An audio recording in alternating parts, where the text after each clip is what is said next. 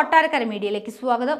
ഈ നൂറ്റാണ്ടിന്റെ അവസാനത്തോടെ താപനില 2 ഡിഗ്രി സെൽഷ്യസ് ഉയരുകയാണെങ്കിൽ നൂറ്റാണ്ടിന്റെ മധ്യത്തോടെ ചൂട് മൂലമുള്ള മരണങ്ങൾ പ്രതിവർഷം 370% വർദ്ധിക്കുമെന്ന് ലാൻസെറ്റ് പഠനം.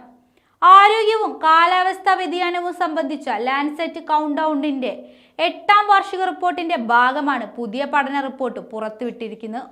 വ്യാവസായിക തലത്തിന് മുമ്പുള്ള താപനിലയിൽ നിന്ന് 1.5 ഡിഗ്രി സെൽഷ്യസായി താപനില വർധനവ് പരിമിതപ്പെടുത്താനുള്ള പ്രവർത്തനങ്ങളിൽ ഏതെങ്കിലും വിധത്തിലുള്ള കാലതാമസമുണ്ടായാൽ ലോകമെമ്പാടുമുള്ള കോടിക്കണക്കിന് ആളുകളുടെ ആരോഗ്യത്തിനും നിലനിൽപ്പിനും ഇത് വിനാശകരമായ ഭീഷണി ഉയർത്തുമെന്ന് പഠനത്തിൽ കൂട്ടിച്ചേർത്തു. കാലാവസ്ഥാ വ്യതിയാനത്തിന്റെ വർദ്ധിച്ചു വരുന്ന അപകടങ്ങൾ ഇന്ന് ലോകമെമ്പാടും ജീവനും ഉപജീവന മാർഗങ്ങളും നഷ്ടപ്പെടുത്തുന്നുവെന്ന് കണക്കുകൾ വെളിപ്പെടുത്തുന്നു. താപനിലയിൽ 2 ഡിഗ്രി സെൽഷ്യസ് വർധനവുണ്ടായാൽ അപകടകരമായ ഭാവിയാണ് നമ്മുടെ മുന്നിലുണ്ടാകുക.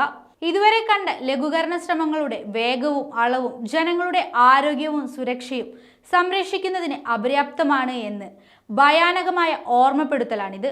ലണ്ടനിലെ യൂണിവേഴ്സിറ്റി കോളേജിലെ ലാൻസെറ്റ് കൗണ്ട്ഡൗൺ വിഭാഗം എക്സിക്യൂട്ടീവ് ഡയറക്ടർ മറീന റൊമനല്ലോ പ്രസ്താവനയിൽ പറഞ്ഞു. ഇപ്പോഴും ഓരോ സെക്കൻഡിലും 1337 ടൺ കാർബൺ ഡൈ ഓക്സൈഡാണ് പുറത്തുവിടുന്നതെന്നും കാലാവസ്ഥാ അപകടങ്ങളെ നമ്മുടെ ആരോഗ്യ സംവിധാനങ്ങൾക്ക് നേരിടാൻ കഴിയുന്ന തലത്തിൽ നിലനിർത്താൻ കാർബൺ ഡൈ ഓക്സൈഡ് പുറത്തുവിടൽ കുറഞ്ഞിട്ടില്ലെന്നും അവർ പറഞ്ഞു.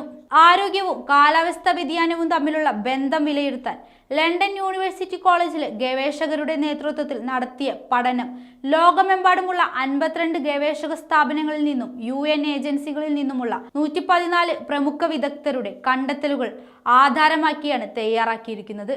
UN കോൺഫറൻസ് ഓഫ് പാർട്ടീസിന്റെ 28ാം സമ്മേളനത്തിന് മുന്നോടിയായാണ് പഠനം പ്രസിദ്ധീകരിച്ചത്.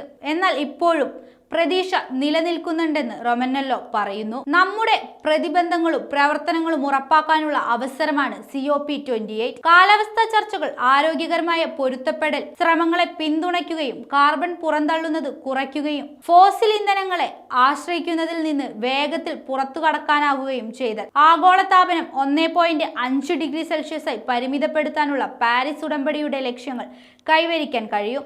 സമൃദ്ധവും ആരോഗ്യകരവുമായ ഭാവി കയ്യെത്തും ദൂരത്ത് തന്നെയുണ്ട്.